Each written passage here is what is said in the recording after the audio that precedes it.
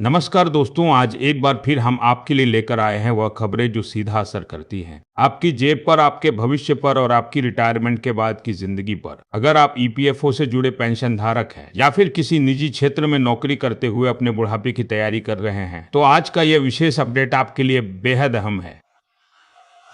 दरअसल पिछले कुछ दिनों में पेंशन को लेकर ऐसी दो बड़ी सूचनाएं सामने आई है जो एक तरफ जहां लाखों पेंशनर्स के लिए खुशी की लहर लेकर आई है, वहीं दूसरी तरफ एक बड़ा झटका भी दिया है। आज हम इन दोनों ही पहलुओं पर गहराई से चर्चा करेंगे।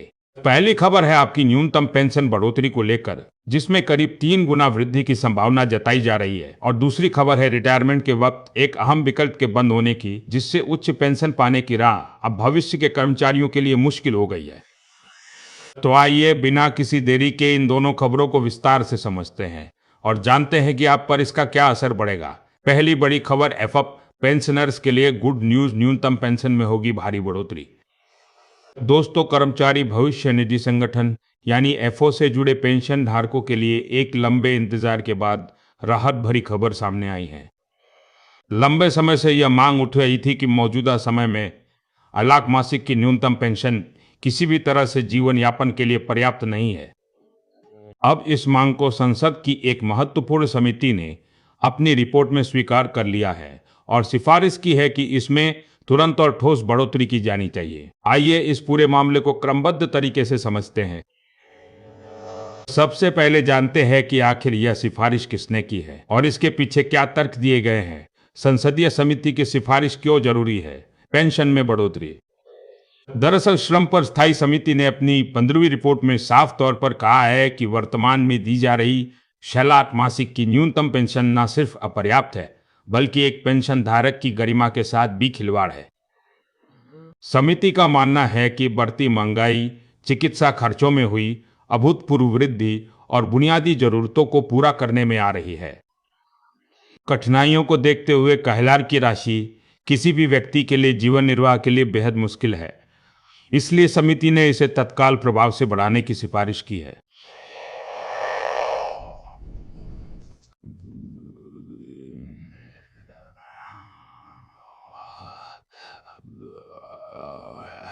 मजा जाने की काम करने जो कैसन मचारे पड़ने में। अब सबसे अहम सवाल यह है कि आखिर इस बढ़ोतरी का आंकड़ा क्या हो सकता है। फिलहाल जो जानकारी सामने आ रही है उसके अनुसार समिति ने न्यूनतम पेंशन को 60,000 से बढ़ाकर 8 लाख प्रति माह करने का सुझाव दिया है, यानी कि आपकी पेंशन में लगभग 3 गुना का इजाफा हो सकता है। यह एक ऐतिहासिक बढ़ोतरी होगी जिससे करीब 70 से 80 लाख पेंशन धारकों को सीधा फायदा पहुंचेगा। हालांकि यहाँ यह समझना जरूरी है कि यह सिर्फ एक समिति की सिफारिश है। अंतिम मुहर केंद्र सरकार की कैबिनेट बैठक में लगेगी। लेकिन इस सिफारिश के बाद से ही पेंशनर्स के बीच उम्मीद की एक नई लहर दौड़ गई है। उम्मीद जताई जा रही है कि आगामी पूर्ण बजट या उससे पहले ही सरकार इस पर कोई बड़ा ऐलान कर सकती है। सरकार के सामने क्या है चुनौती? सूत्रों के मुताबिक अगर न्यूनतम पेंशन को 9 लाख से बढ़ाकर 23,000 किया जाता है तो सरकारी खजाने पर सालाना करीब 18 लाख करोड़ से भी अधिक का अतिरिक्त बोझ पड़ेगा। यह कोई छोटी रकम नहीं है। फिलहाल वित्त मंत्रालय से इसके लिए अतिरिक्त बजटीय सहायता की मांग की गई है, यानी सरकार और को इस बढ़ोतरी के लिए अलग से पैसे का इंतजाम करना होगा। श्रम संगठनों की मांग और भी आगे का लक्ष्य। दिलचस्प बात यह है कि जहां संसदीय समिति ने 60,000 की सिफारिश की है, वहीं श्रम संगठनों की मांग इससे कहीं अधिक है। विभिन्न श्रमिक संघों का कहना है कि महंगाई के इस दौर में 60,000 भी कम पड़ जाएंगे। उनकी मांग है कि न्यूनतम पेंशन को बढ़ाकर 70 वर्षों किया जाए। संगठनों का तर्क है कि 8 लाख में ना तो अच्छा भोजन संभव है, ना ही दवाइयों और इलाज का खर्च उठाया जा सकता है। उनकी सबसे बड़ी मांग यह भी है कि पेंशन को महंगाई भत्ते टाला जाए, ठीक उसी तरह जैसा कि सरकारी कर्मचारियों के लिए होता है। उनका कहना है कि जब सरकारी कर्मचारियों की पेंशन महंगाई भत्ते के साथ बढ़ती है तो एफओ के पेंशनर्स को भी यही अधिकार मिलना चाहिए, ताकि उनकी पेंशन की क्रय शक्ति समय के साथ कम ना हो। पेंशन गणना में हो सकता है एक और बड़ा बदलाव। सिर्फ न्यूनतम पेंशन बढ़ाने पर ही विचार नहीं हो रहा है, बल्कि पेंशन की गणना के फार्मूले में भी एक अहम बदलाव की तैयारी है। सरकार पेंशन की गणना के लिए औसत वेतन की अवधि को मौजूदा 66 महीने से घटाकर 67 महीने करने पर विचार कर 3 बछा सप्तु सप्तु सप्तु सप्तु सप्तो 8 हास्ता ने आम देवकांड जियो रही है। यानी कि अब पेंशन की गणना आपकी सेवा के आखिरी 5 साल की औसत सैलरी के बजाय आखिरी 3 साल की औसत सैलरी के आधार पर होगी, क्योंकि आखिरी के वर्षों में सैलरी आमतौर पर सबसे अधिक होती है। इसलिए इस बदलाव से पेंशन की राशि में काफी सुधार देखने को मिलेगा, यानी कि आपकी रिटायरमेंट के बाद मिलने वाली मासिक पेंशन में उल्लेखनीय वृद्धि हो सकती है। कांग्रेस ने भी कहा, सरकार अब जागे। इस पूरे मामले पर विपक्षी दल कांग्रेस ने भी अपनी प्रतिक्रिया दी है। कांग्रेस से उम्मीद जताई है कि संसदीय समिति की इस रिपोर्ट के बाद सरकार अब जागेगी और पेंशनर एस के हित में ठोस कदम उठाएगी। राजनीतिक गलियारों में इस मुद्दे को लेकर चर्चा तेज हो गई है और इसे आगामी चुनावी सालों के मद्देनजर एक अहम जनहित का मुद्दा माना जा रहा है। तो कुल मिलाकर पहली बड़ी खबर यह है कि ईपीएफओ पेंशनर्स की न्यूनतम पेंशन 10 लाख से बढ़कर 10 लाख होने की संभावना है। इसके लिए संसदीय समिति ने सिफारिश कर दी है।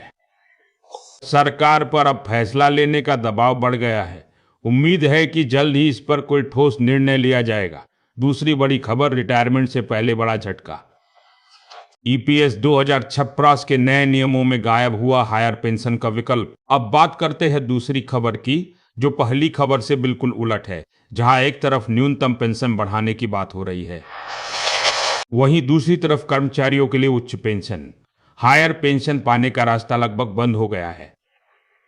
यह खबर खास तौर पर उन लोगों के लिए है जो अभी नौकरी कर रहे हैं और अपने रिटायरमेंट के वक्त अधिक पेंशन पाने का सपना देख रहे थे।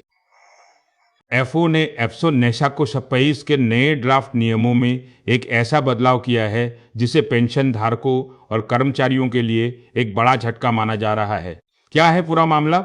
दोस्तों, एफओ के तहत चलने वाली कर्मचारी पेंशन योजना एफओ 1635 में एक महत्वपूर्ण प्रावधान था जिसे पैराग्राफ ई ग्याटरोदाज के नाम से जाना जाता था। यह प्रावधान कर्मचारियों और उनके नियोक्ताओं को यह विकल्प देता था कि वे कानूनी वेतन सीमा, जो उस समय क्रमबद्ध गलती से अधिक सैलरी पर भी योगदान कर सकते हैं, जिससे सेवानिवृत्ति के बाद उन्हें उच्च पेंशन, हायर पेंशन मिल सके। यानी अगर आपकी सैलरी 15,000 से ज्यादा थी तो आप और आपका नियोक्ता मिलकर अतिरिक्त योगदान करके यह सुनिश्चित कर सकते थे कि आपकी पेंशन की गणना आपकी वास्तविक उच्च सैलरी पर होना कि सिर्फ 15,000। एपरर्स या प्रावधान साल 2014 में ईबेस में संशोधन के समय जोड़ा गया था। उस समय नियमों में यह भी कहा गया था कि कर्मचारी और नियोक्ता को इस विकल्प का लाभ लेने के लिए केवल 1 साल के अंदर संयुक्त रूप से आवेदन करना होगा। यानी 2014-15 के बीच यह विकल्प उपलब्ध था। 2036 के नए नियमों में क्या बदलाव आया? अब साल 2056 के नए ड्राफ्ट नियमों की बात करें तो एफओ के central board of trustees CBT द्वारा मंजूर किए गए इन नए नियमों में पैराग्राफ 11 यानी हायर पेंशन वाला यह विवादित प्रावधान शामिल नहीं किया गया है। एफओ के आधिकारिक दस्तावेजों में इसे ऑब्जेक्टिव यानी अप्रासंगिक बताते हुए हटा दिया गया है। एफओ का तर्क है कि यह प्रावधान समयबद्ध था। 2000 कुदार में नियम बदलने के बाद कर्मचारियों और नियोक्ताओं को यह विकल्प चुनने के लिए केवल 1 साल की अवधि दी गई थी, क्योंकि वो समय सीमा काफी पहले समाप्त हो चुकी है। इसलिए अब इस प्रावधान को नए नियमों में रखने का कोई मतलब नहीं है, इसलिए इसे हटा दिया गया है। सुप्रीम कोर्ट का फैसला और एफओ की भूमिका। हायर पेंशन को लेकर विवाद तब और गहरा गया जब हजारों कर्मचारियों और पेंशनर्स ने यह शिकायत की कि वे 2014-15 के दौरान दिए गए उस 1 साल के समय सीमा के अंदर इस विकल्प का लाभ नहीं उठा पाए। कई लोगों को तो इस विकल्प के बारे में पता ही नहीं था।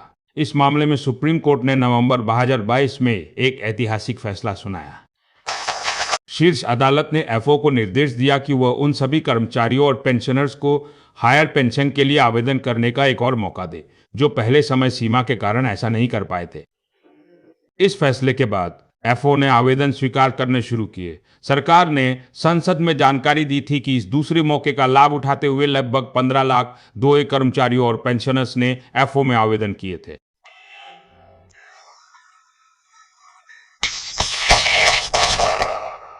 यह आवेदन किए सन 33 जनवरी 2025 तक जमा किए गए थे।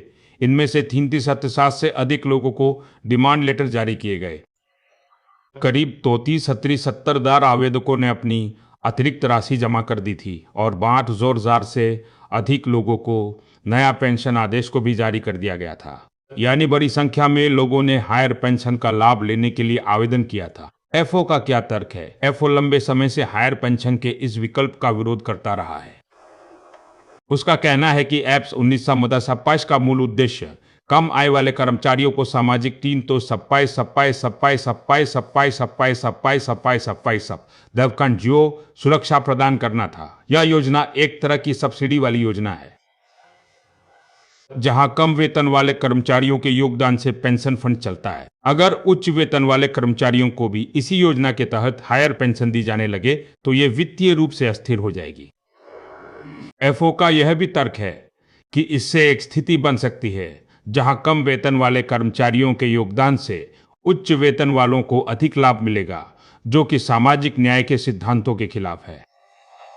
इसके अलावा एफओ ने एक्चुअरी बीमा गणक की रिपोर्ट का हवाला देते हुए कहा था कि हायर पेंशन देने से पेंशन फंड पर भारी वित्तीय बोझ पड़ेगा और घाटा हो सकता है। नए नियमों में क्या है और क्या नहीं।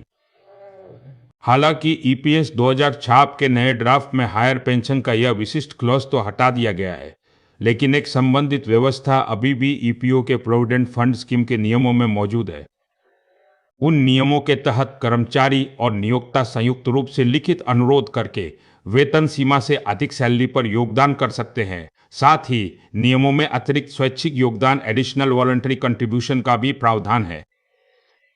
हालांकि विशेषज्ञों का मानना है कि यह व्यवस्था पहले जैसी नहीं है और इसमें नियोक्ता पर अतिरिक्त योगदान की कोई बाध्यता नहीं है, जिससे यह विकल्प व्यावहारिक रूप से कम प्रभावी हो जाता है।